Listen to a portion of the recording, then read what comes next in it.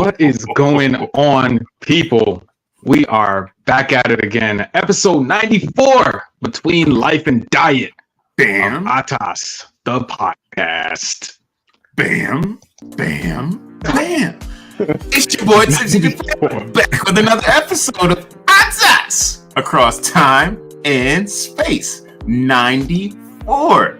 94. Yeah. All right, sorry good about that. Had some technical difficulties. I thought that the stream went live and it didn't go live. So yeah, the people were waiting. They were waiting in line. Man, because you know what? I think all of you all that are listening right now, let me look at my glasses. They're listening right now. What you did was you saw the subscription thing coming in, and it said, all right, there's a live show that's about to start. Let me go ahead and get my juice. Put it in ATAS cup, just like that. So you're sitting there with their cups for about 15 minutes and just sipping, or maybe they're just looking at the cup. Think, wait, I gotta turn it around.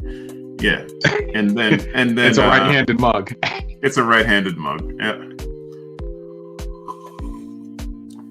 Good to be back. How y'all doing over here on Cross Culture, man? How the people? What's going on lately over here, man? Man, I'm just trying to keep up with life, man. It's hard. Oh. Got two little ones, and it's not easy. I'll say that. Double the fun.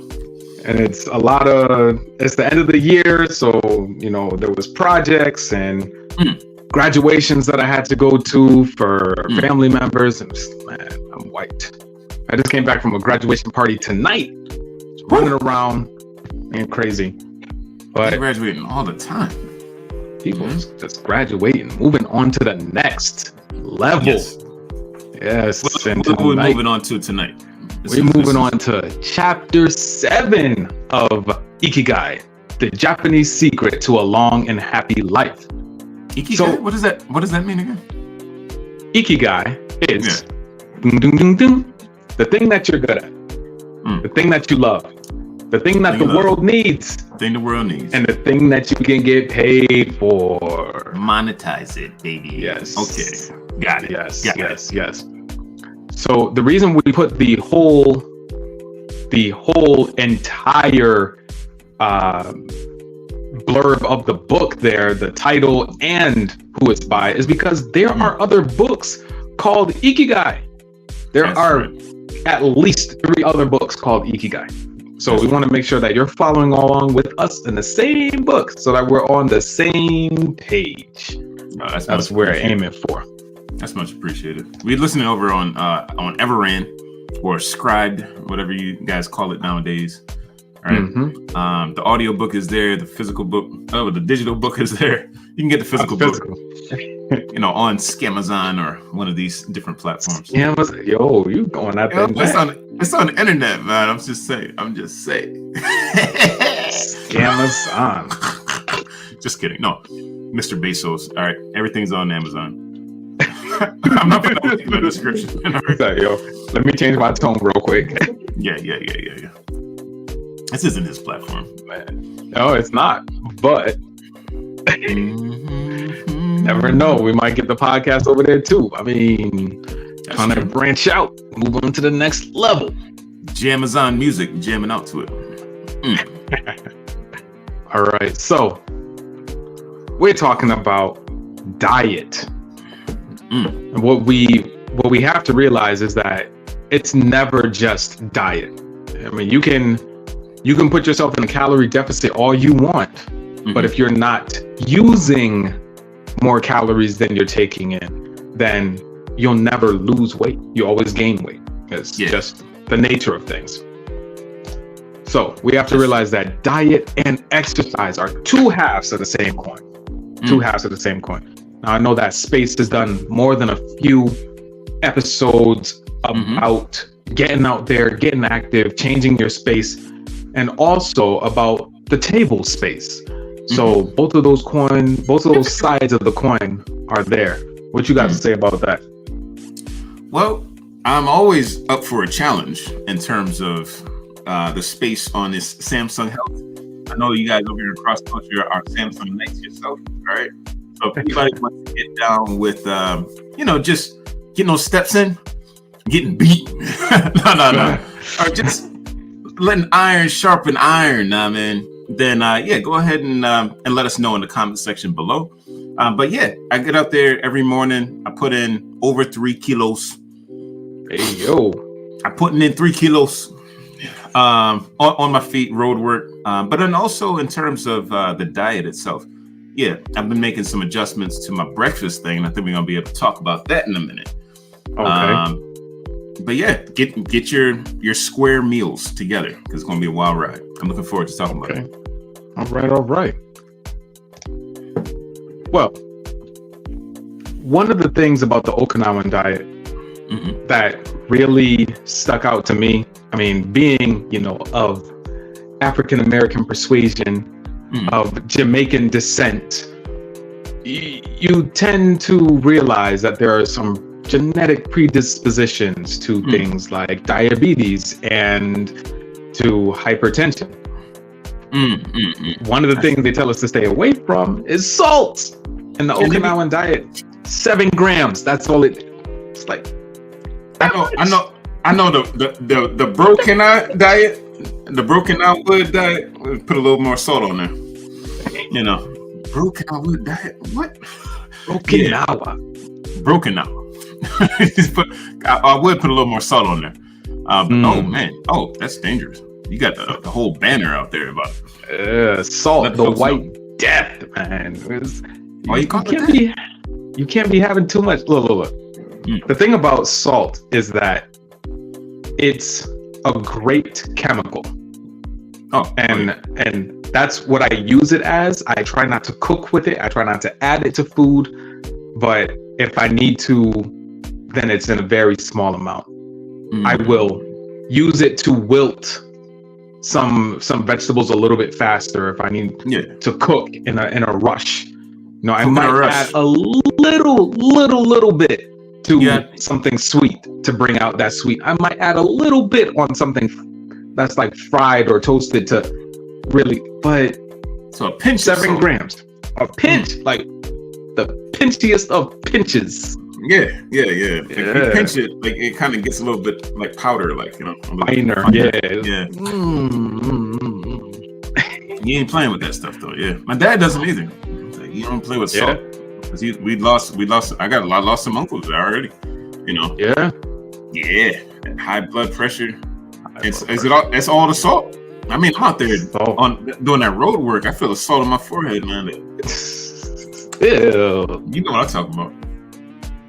So look, the thing about salt is that it will cause you to retain water. Yes. And it will dry out your system all at the same time.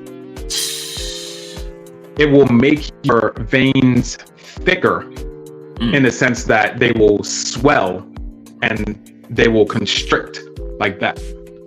So that smaller opening is what your blood has to go through. That's where you get the hypertension. Everything's pressed. It's like your heart has to work twice as hard to push through what should be this. It goes down to this. He's showing a constrictor, guys, because I'm not going to say the other word. Okay. Look. A sphincter, you have like 9 of them in your body. I would just say that it's not only one. It's not only one. Amen to that. I don't know where this is going. Oh no. This can only be done live. It's only live. Oh goodness. Yeah. So how much salt are you getting on a daily? How much salt? Personally, I don't put salt in anything. I don't put salt in nothing. So if there's already salt there, these Japanese people are doing it to themselves. All right. So we're gonna return to that. I like a shio musubi though. I like a shio musubi. That's a salt. A salt rice ball. Oh, it's salted rice ball? Yeah, that's it. No filling? No. Shio musubi. That's it. Sounds horrible to me. No, it's actually really good. 7-Eleven puts out a nice one. Shio musubi. Oh, gosh. And I think it's just because I'm of the black persuasion, you called it? Yeah. It just tastes so good. Leaning that. I need it. I need it. Yo, bad. That's bad, man. Bad. But you know what happens though? And I'll finish up with that. If you have 2 rice balls in a row, then that can spike your sugar too. Spike your sugar. That's the first thing that you eat in a day. 2 rice balls. Oh yeah, that's it. That's it. That's a wrap. You're gonna have that spike 90 minutes later, and then you're gonna come crashing down and gonna be on a roller coaster all day long. Don't do it. All right. So you said that's a food that's in your rotation, right? That's in your rotation. So the Okinawan diet is like 300 foods a week, 300 different individual foods that they're like, boom, boom, boom, boom, like whether it be mixed in with something, you know, but 300 foods 300 in a foods. Week. Yes. Yo, so how many is that a day? That's like 50 a day. That's 50, about 50 a day, 6 days a week. Because I fast one day. All right. Okay. All right. Yeah. He's about to do the math for me. See that? I'm about to say it's a little less than 50. That's all. Chill. All right. I wasn't about to break out the calculator or anything. You probably got it on the screen. All right. Yeah. Nah. But that begs the question: how many foods are in your rotation? Like, how many different foods are actually in your rotation? All right, we could count them. But see, the thing is, like, I don't think about the number of foods, but I think about the colors that are in it. Just like this. So you're trying to eat the rainbow. Trying to taste the rainbow, bro. Yeah. So I think, I probably hit all of the colors, but when I think about my breakfast, that's the only thing that's consistent. I eat that every day. And that has red apples, yellow banana. Are we counting? We counting up. All right. Red apples, yellow banana, blueberries, brown granola with about 31 different ingredients. Brown isn't in the rainbow. And it's not in the rainbow. And yeah, okay. The second, so it's 50 grams of that, and then 25 grams of this other cereal. Other cereal has green soybeans, yellow soybeans, and black soybeans. Green, yellow, black. Okay. Right. I know it's sunflower seeds in there, so I don't know if that's white or yellow. Right. Probably yellow, brown. I don't know. Also have nuts. So I crushed the nuts, and this is walnut, chestnut, almonds, cashews, peanut, pistachio. Okay. And then yogurt, which is white, and it's got that beefy-dust, like little capsules in it. Those are white too. And white milk. Yeah. So I got, how many is that? 8 colors. 8 colors. 8 colors. colors. Hold on. There's one more very important one. And it's not going to change the color, but I have cucumber before eating a cereal because I thought that cereal might be spiking me. I thought it might be spiking. Okay. So, yeah. Why the cucumber? Because it has lots of dietary fiber, no calories really. And if you chew it well and eat that first, then any kind of sugary thing that you have after that is going to have to go through the digestive system after the dietary fiber. So the dietary fiber is basically laying a net, Okay. And anything that comes down on top of that is just going to smoothly go into the bloodstream rather than eating the sugary thing first. Even a banana is kind of sugary, starchy, right? Yeah. You eat that first and you're getting the energy right away. All right. So I had the cucumber first. Okay. All right. I mean, that's 9. That's 8. You already had green from the soybeans. Oh, okay. 8 colors. 8 colors. But not 8 ingredients. Okay. Oh no, just way more than 8 ingredients. Okay. Well, what's your rotation look like? Let's see. I'll usually have in the morning. I'll have a cup of mud water. Hashtag sponsored, not sponsored. And mud water is a coffee substitute, but it has a few different types of mushroom in it. It has reishi, it has cordyceps, it has lion's mane, and those are supposed to help with focus. And then it has cacao. Cacao. And I know cacao. It has chai tea.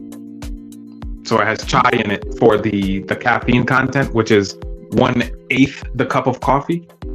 Okay, you do get some caffeine. You get some caffeine. A little bit, just enough to wake you up and not to like, make you jittery. Yeah. Yeah. So I mean, I'll have that in like a protein bar. Like it's a little more on the sugary side because it's like chocolate, and then it's like honey and a little bit of sea salt. Yeah, right. So I'll just have those two things though, and I'll be okay until lunch. So it's like even if I do spike, it's like I'm going to use that energy gradually anyway.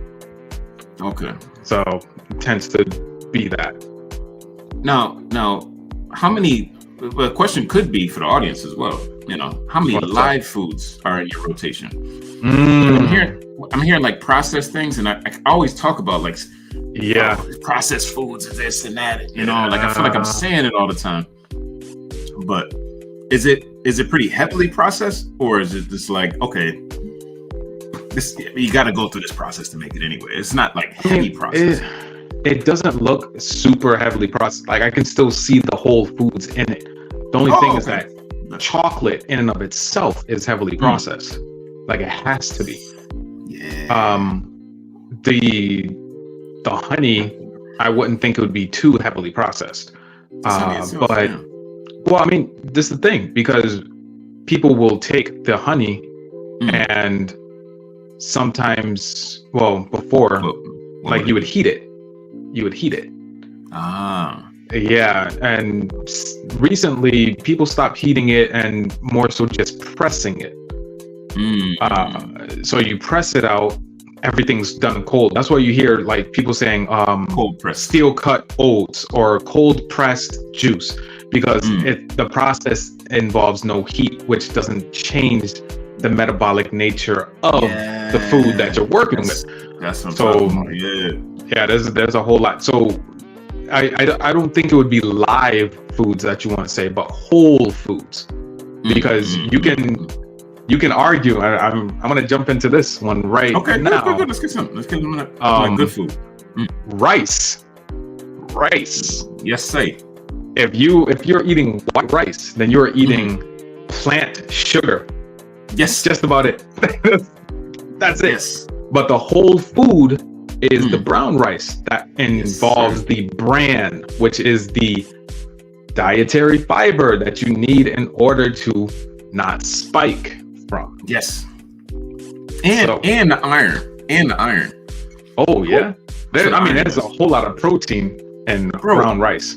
Bro, that brown rice has like, I want to say like 700% the iron of the white rice. Because what happens is, and I've done it before, like I've turned brown rice into white rice. It's a Seimaki is the name of the machine. Why? You're like, because I live in Chiba. I'm a real Chiban. All right. So what they do is a real Ichiban. Like you come with a real good Chiban, Ichiban. All right. You come with this big Ipiono Kome, right?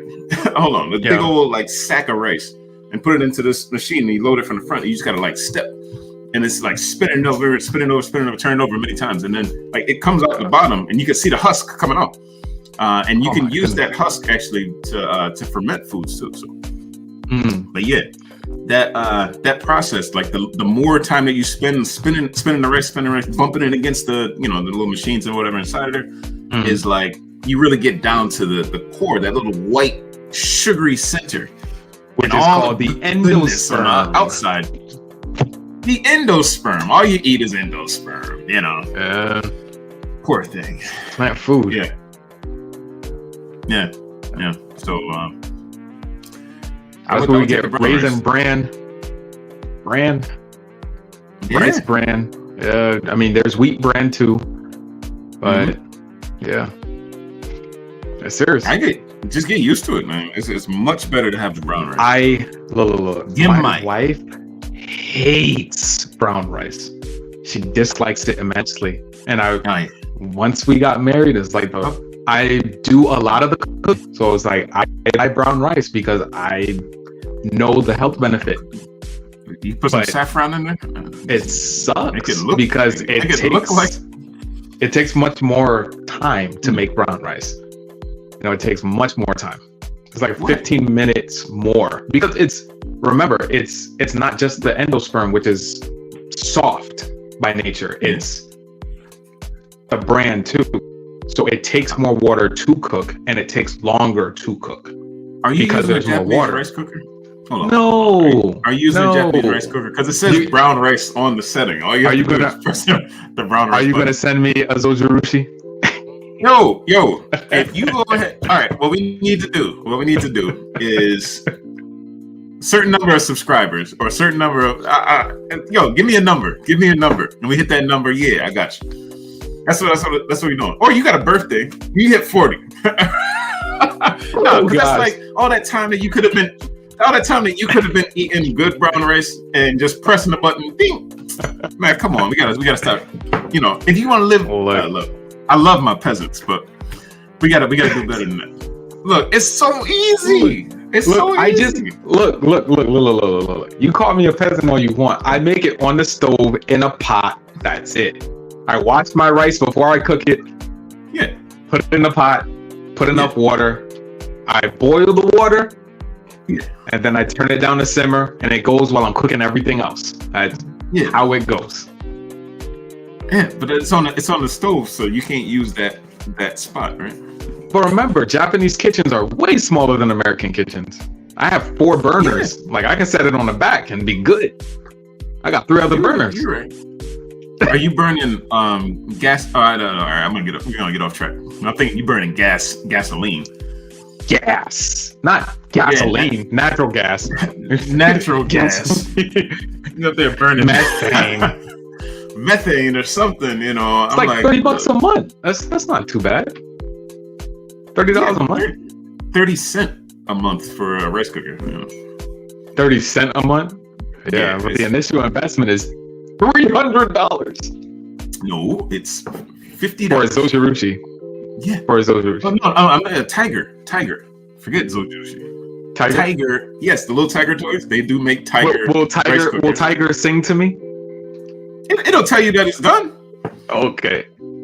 Zojirushi is like supposed to be the best elephant. of the best. Yeah. The whole elephant sound. The rice is done. Like, come on, no, it's not even necessary. Just, I want a tiger sound. Raw. Let's do it. Chill out. Your rice is raw. Your rice is raw.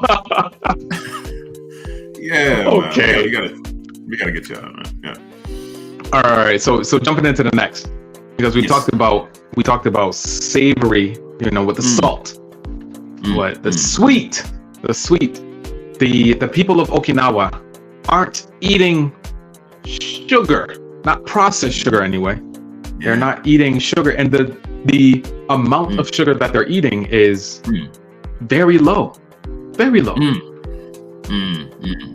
That supports good brain health, like because eating too much sugar, you get that inflammation, and like it's very clearly correlated with Alzheimer's disease.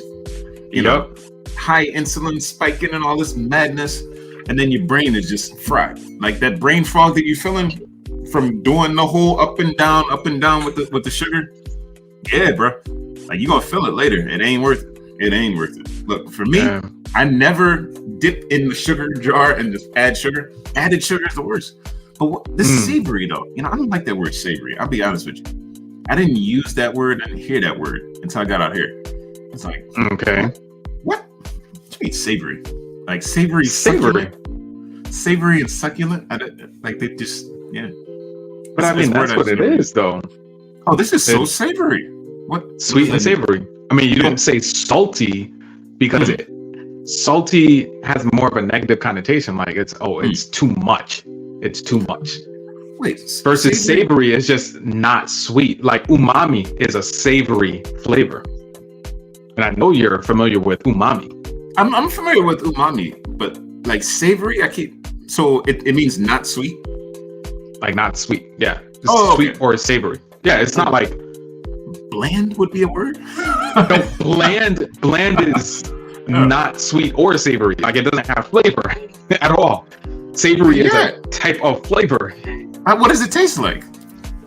It tastes more on the, salty side, but I feel like the thing is that salty has a negative connotation. So savory is like, okay, braised beef would be more of a savory, like pot roast would be something savory, not necessarily salty, savory.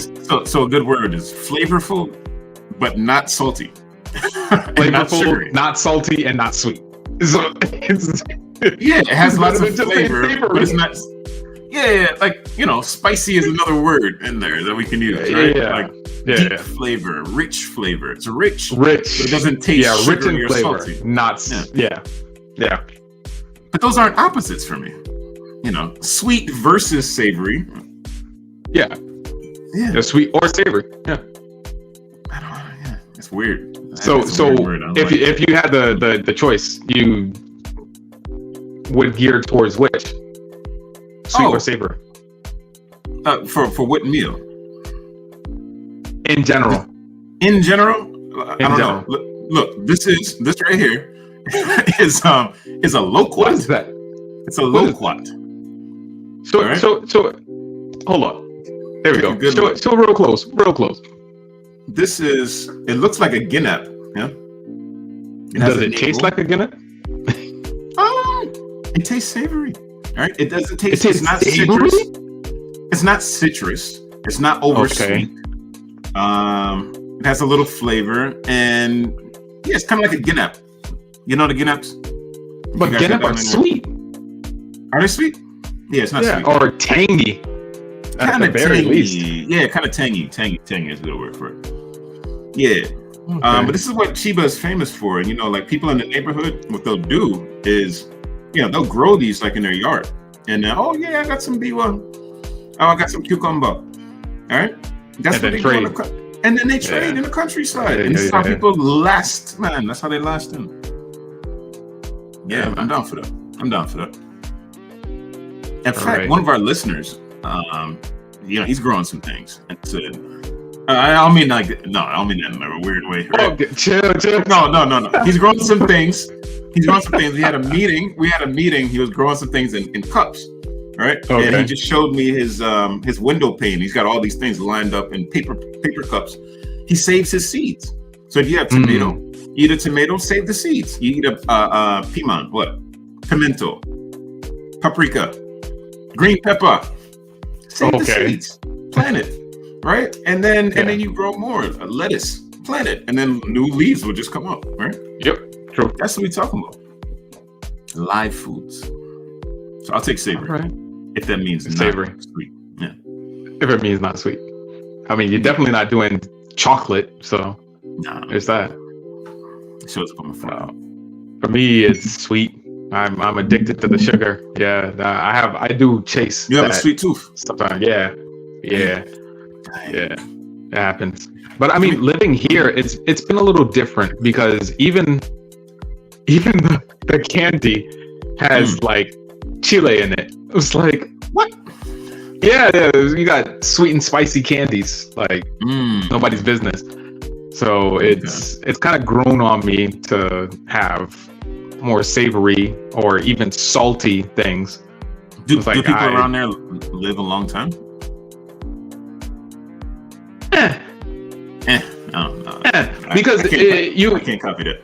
I don't know about the average, but I've definitely seen people who are like over 70 still working in the fields harvesting lettuce, like bending down and cutting lettuce and tossing it up. And I've seen that.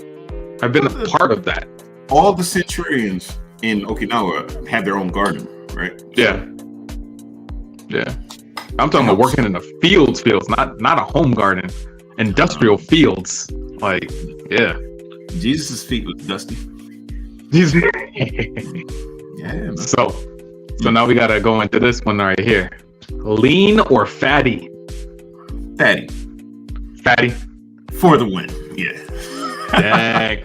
So I was watching this video of this guy cooking A5 Wagyu. And he rendered the fat down, and he was talking about it, and he was saying, my friend did a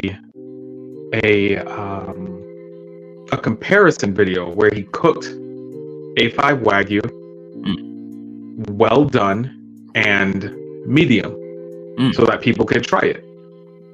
And he said that 80% of the people preferred it well done. I was like, And he said it's probably because of all the fat that's in it. When it's cooked medium, it kind of melts in your mouth. But if you have it well done, all of that fat renders out. The pieces of meat are actually lighter, and it gives, I guess, a better crust. You know, so it's like, but people have been going and saying like, oh, medium. If you're eating a well done steak, then you don't know what you're doing. But if you up there talking about how to eat the meat, then you ain't enjoying it. All right. As far as I'm concerned, maybe. Because, you cook it yourself. You know how you like it. All right. Yeah. And a little crisp on there. The fat parts, you cook it down till it's got a crisp. And little crushed pepper on top of there. Oh my goodness. That's about to go in. You better go in. So we're talking about all of this. Oh man, we're like, there's so much more I wanted to get to. Food is the number one topic in the world. Food is the topic. Yes. But I guess I'm just gonna close with it. We had so much that we need to get to, but it's gonna be this one right here. Hara Hachibu. Surviving on 80%. Yeah.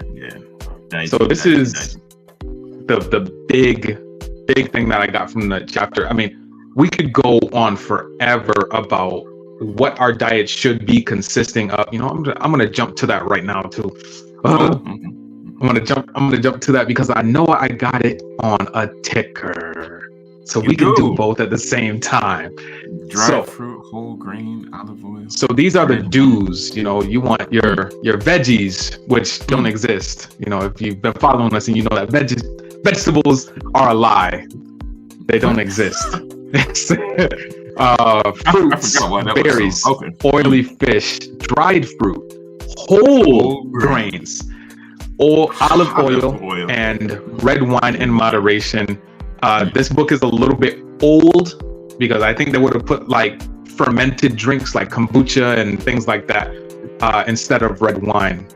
But if you want to get, I mean, you really want to sip on vinegar, then by all means. These are the things that you're good to do. And the reason why vegetables aren't a real thing is because it was something that's made up by chefs, and it's a culinary term, but not a botanical term. What? So because it's not a botanical term, technically it doesn't exist. What? Fruit is a botanical term. Like the plant has fruit. Yes. And that is a botanical term.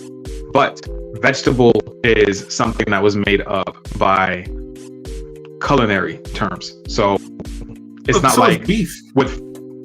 Beef is a culinary term. It doesn't exist. Beef is a culinary term. It exists because it is part of a cow, and is also something that you can say definitively, this is beef. Yeah. With a vegetable, you can't say definitively, this is what makes a vegetable a vegetable. You can say this is what makes a fruit a fruit. This is what makes a flower. This is what makes a berry, but you cannot say that for vegetables. I don't know. Something's wrong with your Google now, because mine could say it. I think mine could say, if I ask G right now, it would say, this is what a vegetable is. You want to try that live? Go ahead. All right, we're gonna call it. Okay, Google. What's a vegetable?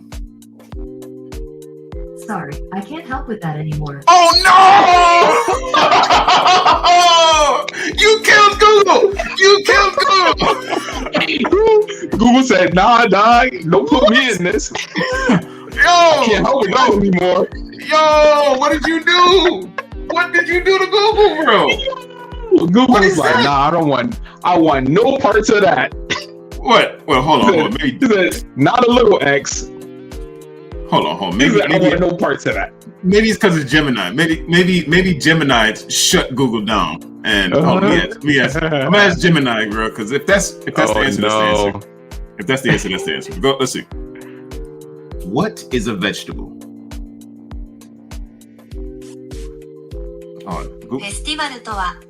No. What is a vegetable? Hey, yo. What is vegetable? I'm done. Yo. I ain't asking nobody but ChatGPT, bro. Even Google knows. I ain't asking nobody but ChatGPT. It's a wrap. That's crazy. So yes, but we're going to jump into this real quick. These are the things that you should be staying away from: refined sugar and grains, prepared foods, processed baked foods, cow's milk and products. Cow's milk. Yeah, cow's milk is not good for you, my guy. What's the problem? It is not. You get a little gas, that's fine. No. It's not that. It's like the milk itself is not the best for you. Like we're the only mammals that drink the milk of another mammal. Like it's not made for us. There's another, but I'm not asking Google. I ain't asking Google. I ain't even asking. Right, you asking me now? Come on over to TPC Japan next week. I'm gonna tell you what other animal is sipping on the teat of another animal. I said, no. Of another animal that is not its own? That's what we talk about. about. Okay. I will tell you over on TPC Japan. All right. Get yourself a pen and pad. Write it down, folks. All right, it's coming. Do your homework, y'all. All right. But that what is it called? Only eating 80%. So skipping out on your dessert. Yeah. Eating till you're still a little bit hungry, but you're just like, I'm good here. That will save you because it'll put you in a calorie deficit. It'll make sure that you get your fat gone. We don't want that visceral fat. Right. The problem is you eat 100%, then your stomach gets a little bigger to make space. Right. It's homeostasis is what's happening. So it's arranging enough space to make more, to eat more. Mm-hmm. And you just keep doing that until it expands, and like your stomach is ridiculously out of shape. What you do is eat a little bit less, and your stomach gets smaller and smaller and smaller until you get to that point that you actually need it. All right. So it only takes 3 days to shrink your stomach. 3 days.